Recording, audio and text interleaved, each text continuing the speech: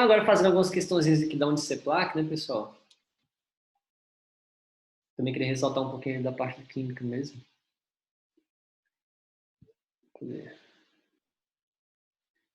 Bom, vamos lá. Revisar um pouquinho de química aí para a FASPLAC.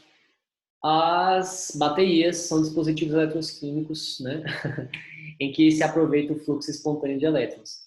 Dentro de uma reação para gerar energia útil, as baterias dos eletrólitos alcalinos, ao invés de eletrólitos ácidos, foram desenvolvidas na virada do século XIX para o século XX e aprimoradas na década de 1950. A seguir mostram-se potenciais padrão de redução para semi-reações envolvidas em uma pilha alcalina comum.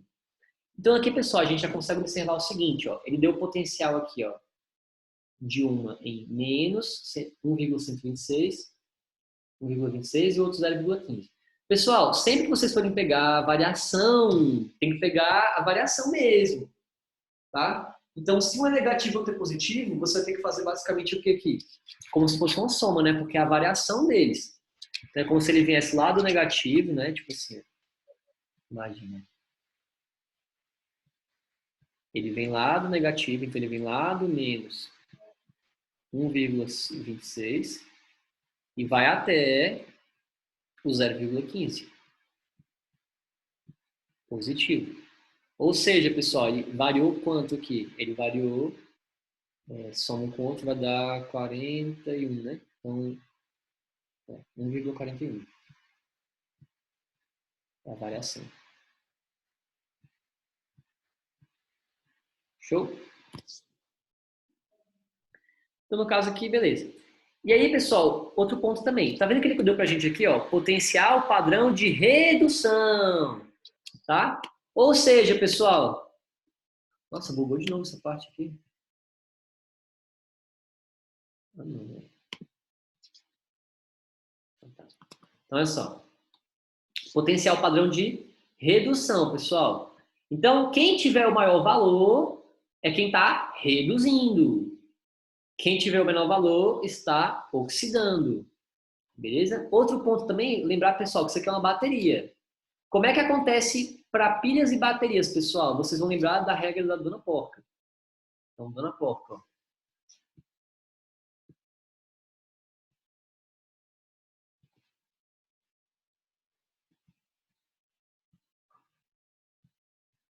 Tá? Dona Porca, pessoal. Então, lembrar aqui, dentro de pilhas e baterias,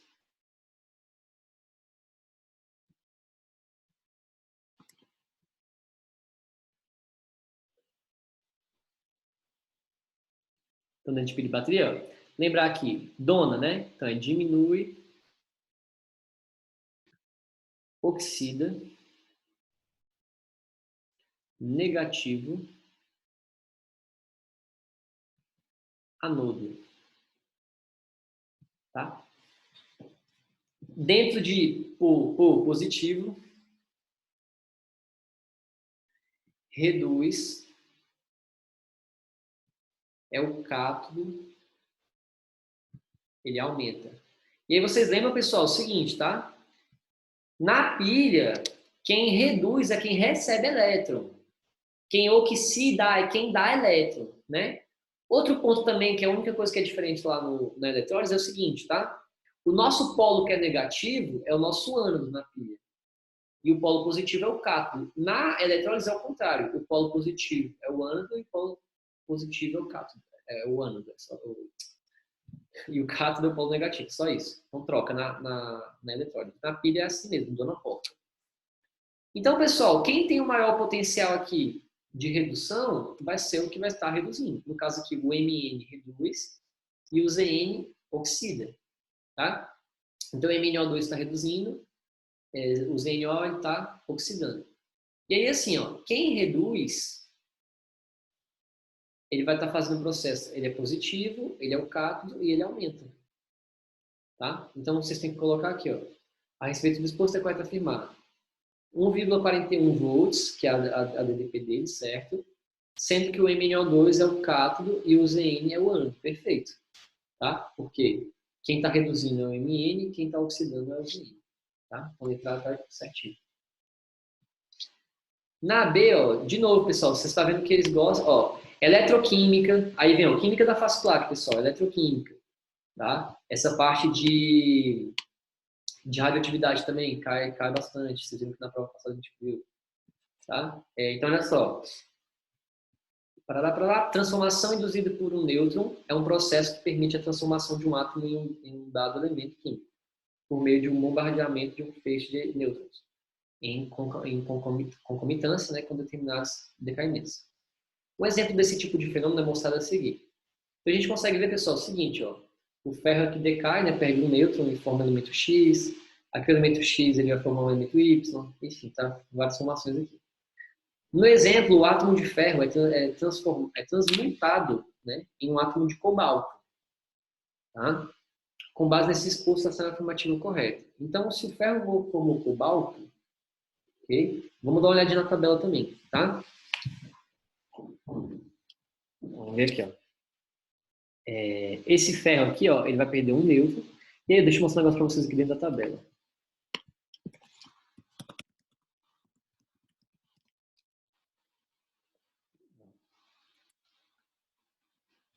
Logo ao lado do ferro tem o cobalto, tá?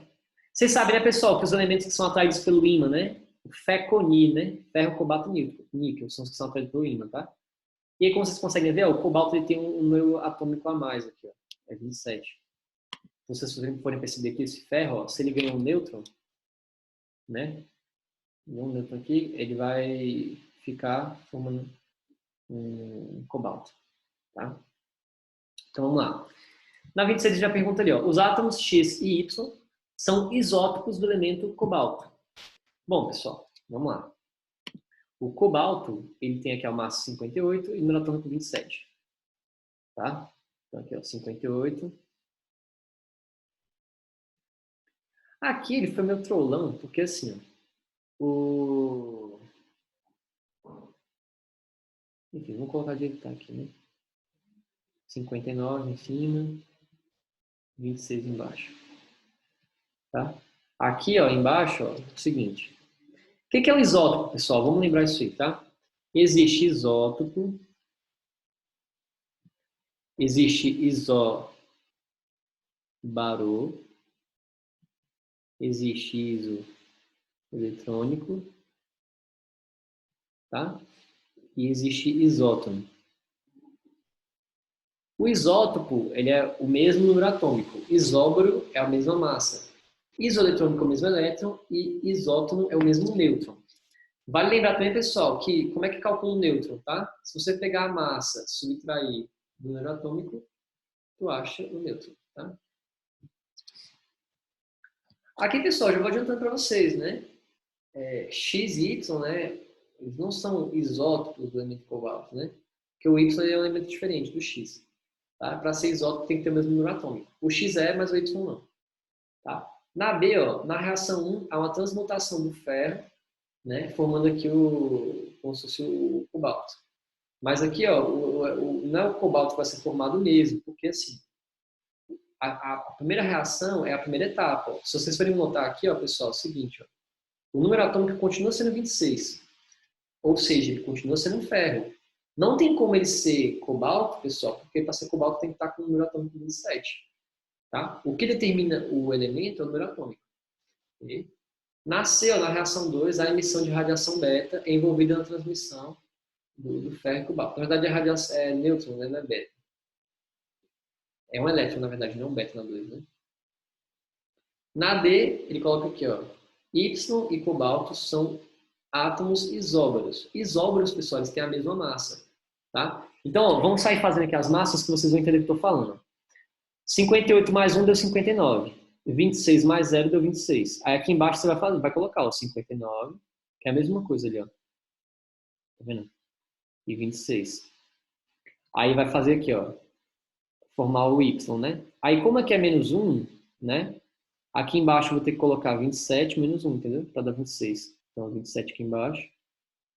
E aqui em cima, ó, como é 0, então vai continuar 59. Então 59 e 27. Aí aqui embaixo a mesma coisa, né? 27 e 59.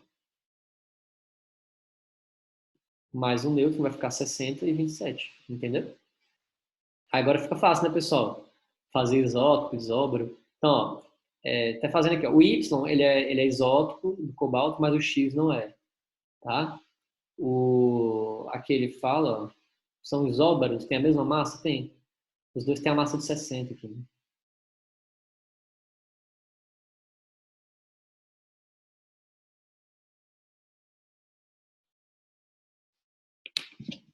Hum. Não, perdão, são não. Um tem a massa de 59 e o de 60, né? Não são isóbaros. É a C mesmo, né, pessoal? A radiação beta aqui é o elétron, né?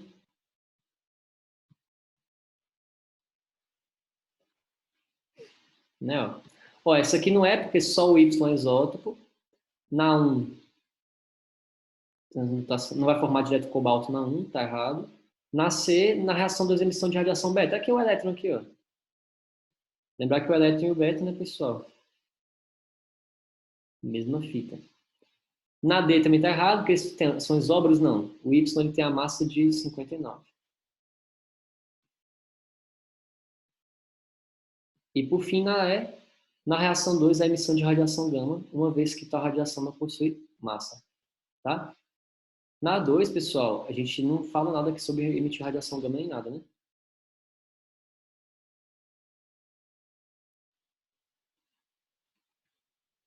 Ao final do século XIX, inicia-se uma época de grandes avanços na química e na física. Isso ocorre porque houve um desenvolvimento contínuo e fundado no entendimento de como é a estrutura fina da matéria, especialmente no mundo atômico molecular.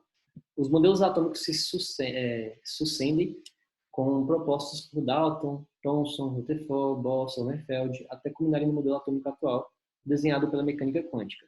Acerca deste tema, quanto à evolução científica dos modelos atômicos, essa é a alternativa correta. Então, pessoal, é o seguinte. O modelo atômico de Dalton prevê os átomos de mesmo elemento químico possam ter propriedades físicas e químicas diferentes. Não, pessoal, eles falam que dentro da mesma coluna, né, Dalton ele tinha essa ideia. Dentro da mesma família, os elementos teriam características iguais, não diferentes. Tá?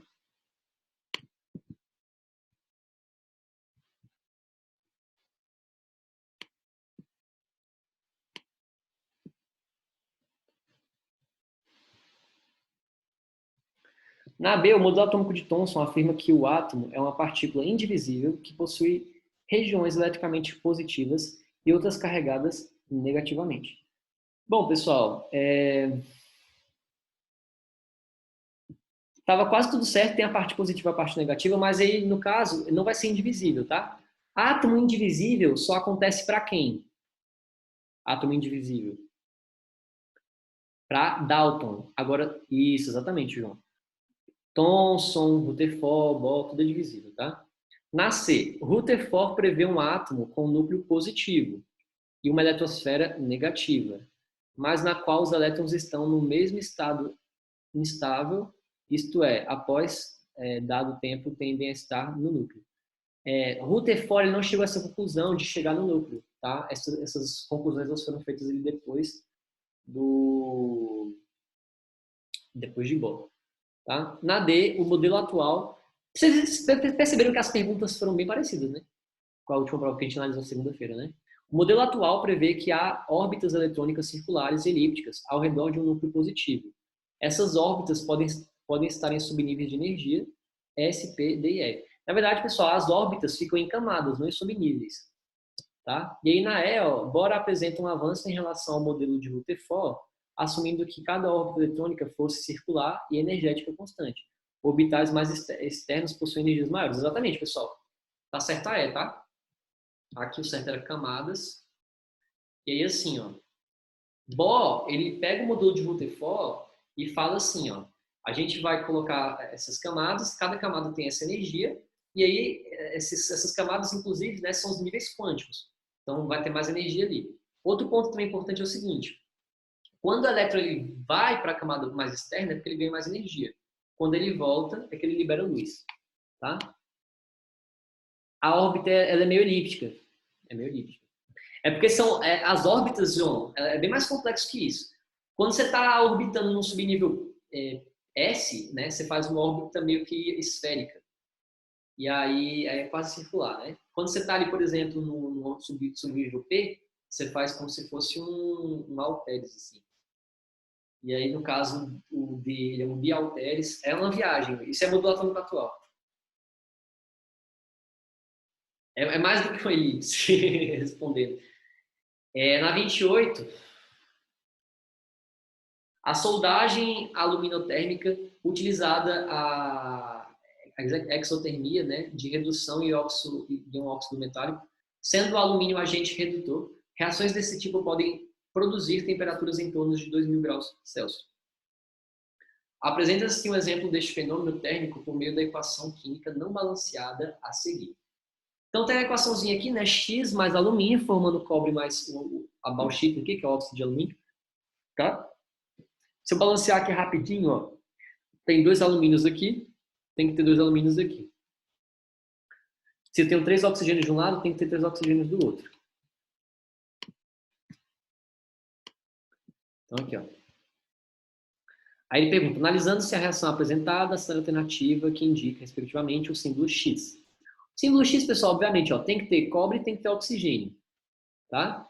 Então, tem que ter cobre e tem que ter oxigênio. Então, a gente não sabe quanto, mas a gente sabe que tem que ter os dois. Agora é só balancear, né, pessoal? Pensa um pouco. Ali eu tenho um cobre só, né? Oxigênio que eu tenho 3. Beleza? O que a gente pode fazer? Ó? É até interessante. Ó. Analisando X, a soma dos menores coeficientes de estequiométricos internos fazem o balanceamento da equação química e promovem o valor da entalpia padrão. Tá. Ok. Então, pessoal, lembrar, o cobre ele tem um NOx mais 2. Professor, como é que você sabe? Lembrar, gente, zinco, cobre é mais 2, né? Prata é mais 1, ok? Alumínio é mais 3, então cobre aqui é mais 2. Oxigênio é menos 2. Ou seja, quando eles forem se cruzar, que vai ficar Cu2O2, vai ficar só CuO. Tá? E ele pergunta se essa entalpia ela é negativa ou se ela é positiva. Tá? Nesse caso aqui, analisando a ação dos coeficientes, apresenta-se, ele falou o seguinte, a reação desse tipo pode produzir temperaturas em torno de 2.000 graus. Então, se eu produzir essa temperatura, quer dizer que eu liberei. Tá? E se ele libera, pessoal, tá? Se ele libera, quer dizer que ele vai ter um ΔH o quê? Negativo. Tá? Então, CuO, ΔH negativo, letra E.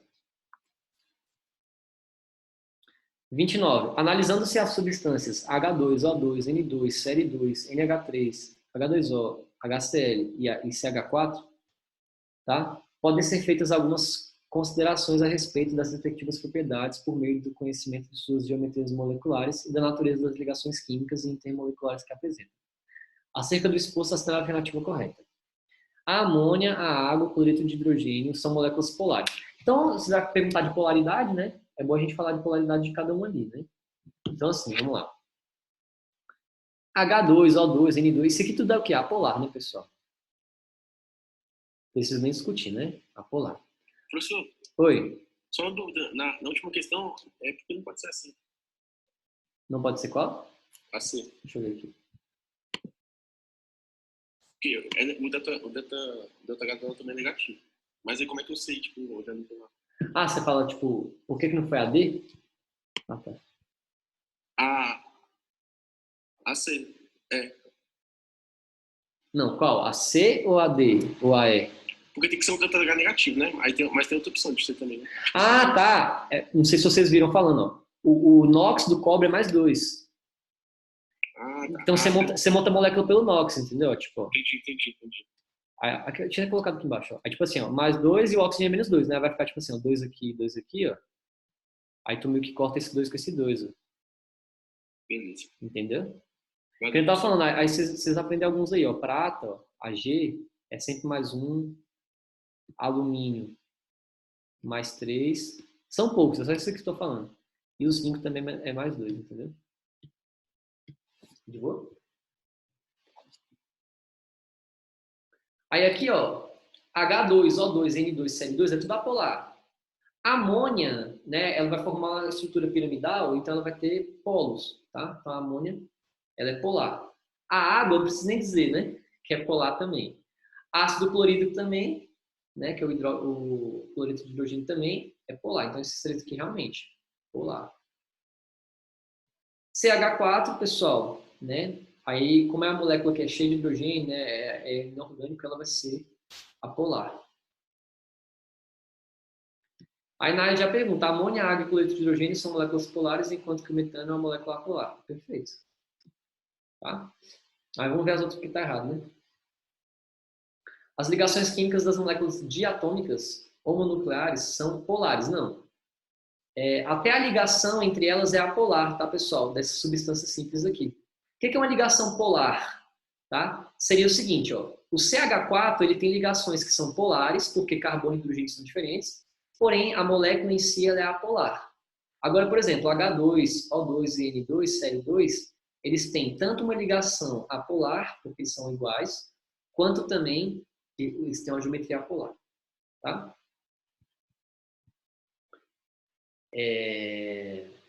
Na C, a amônia, a água, cloreto de hidrogênio e o metano apresentam respectivamente seguintes geometrias. Tá? A amônia, pessoal, piramidal, tá? Não é pirâmide trigonal, piramidal, beleza? A água é angular, realmente. Cloreto de hidrogênio é linear. Agora, o CH4, que é o gás metano, ele é tetraédrico, né? Ele não é quadrado planar. Tetraédrico, né? Que a pessoa errou. D. A interação intermolecular entre as duas moléculas de metano é dita por ser um tipo de ligação de hidrogênio. A ligação intermolecular do metano, pessoal, como ele é apolar, aí vai lembrar disso, tá, pessoal? Das interações, se for apolar, ele faz o quê? Dipolo induzido, né?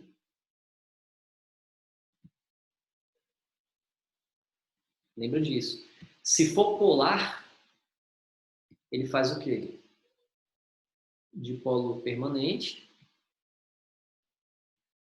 ou ponto de hidrogênio, tá? Também é polar. Tá? Na E, as substâncias apresentadas são compostos iônicos em razão da grande diferença de eletronegatividade entre os átomos. Não, então, tá? Tranquilo, então, pessoal? Lembrar polaridade, geometria, tá? Vira e mexe também cai bastante. 30. Deixa eu meter aqui.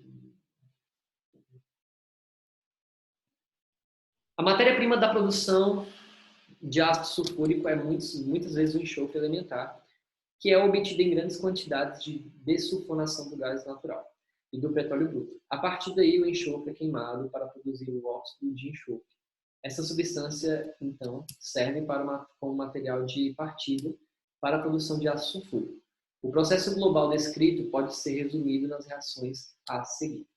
Então, pessoal, lembrar o seguinte, tá? Ele deu aqui 4 tipos de reações, aí ele deu aqui e tal. Sabendo que as reações 2, a altas temperaturas apresentam uma constante de equilíbrio pequena e as reações 3 e 4 são necessárias, uma vez que a reação direta do trióxido de enxofre e a água é muito lenta. A respeito do exposto, essa é a afirmativa correta. Então, pessoal, como vocês conseguem até notar aqui, essa reação acontece em etapas, tá? Então, assim, a gente pode até tirar aqui como se fosse a universal dela, né? Então, vamos lá. Vou tentar meio que tirar a universal aqui, ó. Então, se vocês vão para pensar, ó, tipo, tem SO2 aqui e SO2 aqui, você pode cortar. Você tem SO3, SO3, H2, SO4, aí vai cortar esse 2 aqui, vai ficar só um. H2S2O7 corta, H2S2O7 corta, né? Aí o que está sobrando aqui? Vamos ver, né? Oxigênio, oxigênio sobrou e água sobrou. Né? E de reação que vai formar aqui H2SO4. Tá? Então vai sobrar aqui, ó, S mais O2 mais 1 meio de O2, que é um O. Tá? Então S mais 3 sobre 2, né? O2 mais, ou vai estar formando mais água, né? Isso aqui vai formar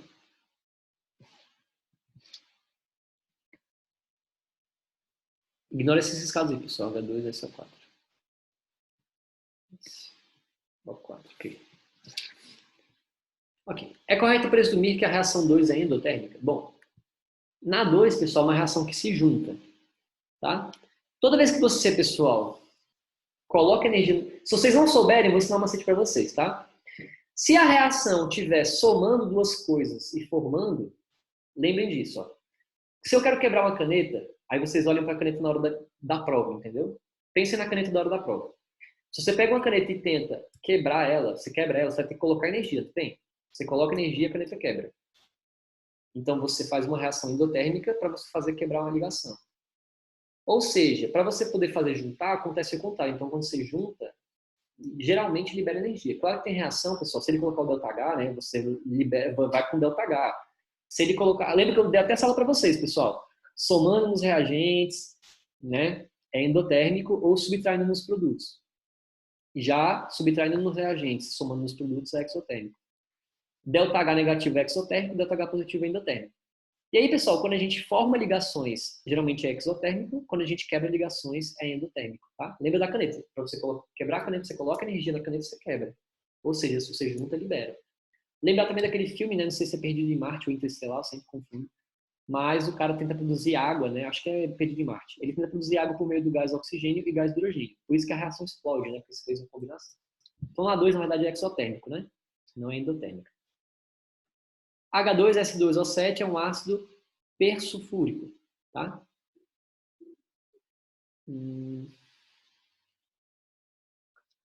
Não, não.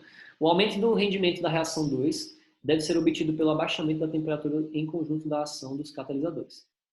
Então, aumento do rendimento 2. Vocês conseguem ver que o 2 está em equilíbrio?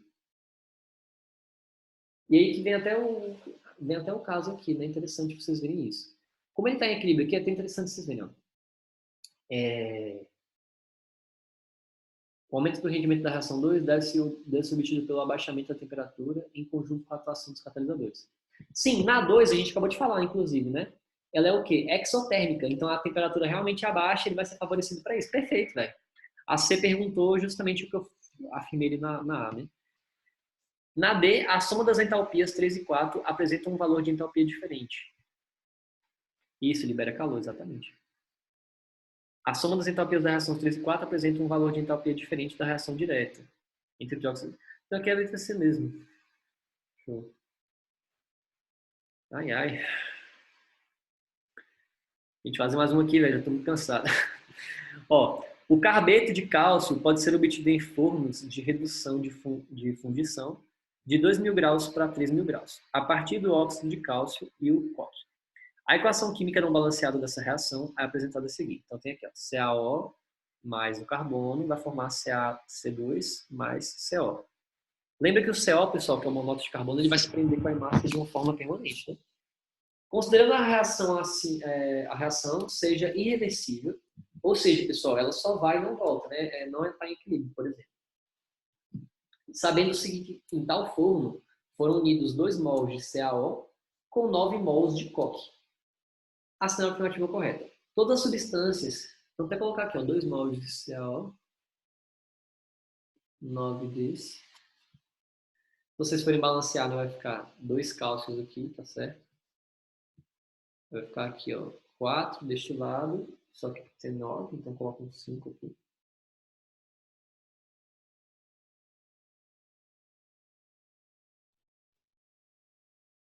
Tá diferente, né? Todas as substâncias apresentadas na reação são moléculas. O carbono, pessoal, ele tá sozinho, né? Vocês sabem, né? Átomo mais átomo forma molécula. Se ele tá sozinho aqui, ó, que é um carbono, então, se ele tá sozinho, ele é um átomo, né? Beleza?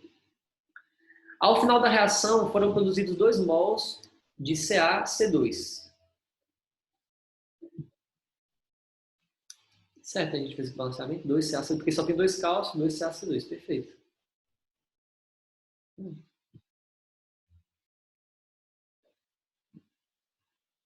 Na B, né? Na C, na reação, somente 4 mols de reagentes sofrem transformação química. Bem mais, né, do que 4 mols, né? É porque aqui o carbono ele não vai estar... Aqui, pessoal, tem aqui, ó, tem 2 oxigênios e 2 oxigênios, tá? O carbono está em excesso, beleza? Na D, ó, a reação apresentou energia de ativação negativa. Aqui ele falou o seguinte, ó, pode ser obtido em fornos de redução de fundição, de 2.000 para 3.000. Pessoal, se ele vai de 2.000 para 3.000, ele ganhou ou recebeu energia? Vocês vão entender isso aí, vai. A reação aconteceu porque ele aumentou de 2.000 para 3.000. Então essa reação é o quê? Endotérmica ou exotérmica? Respondendo no chat aí. Ó, se o texto estiver falando, pessoal, a reação aconteceu com aquecimento, ele recebe temperatura. Então ele é endotérmico, tá? Por isso que o ΔH vai ser positivo, não negativo. Tá? Ao final da reação foram reduzidos 3 mols e 3 mols. Não, aqui é 2 e 2. Tá?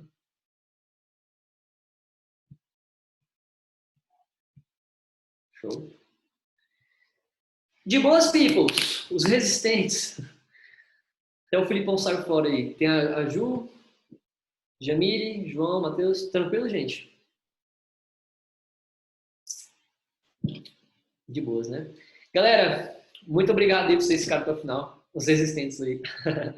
Tá? Continuem fazendo as provas lá, viu? Qualquer coisa vocês me chamam. Beleza? Bom descanso a todos vocês lá. Até a próxima aula. Fechou?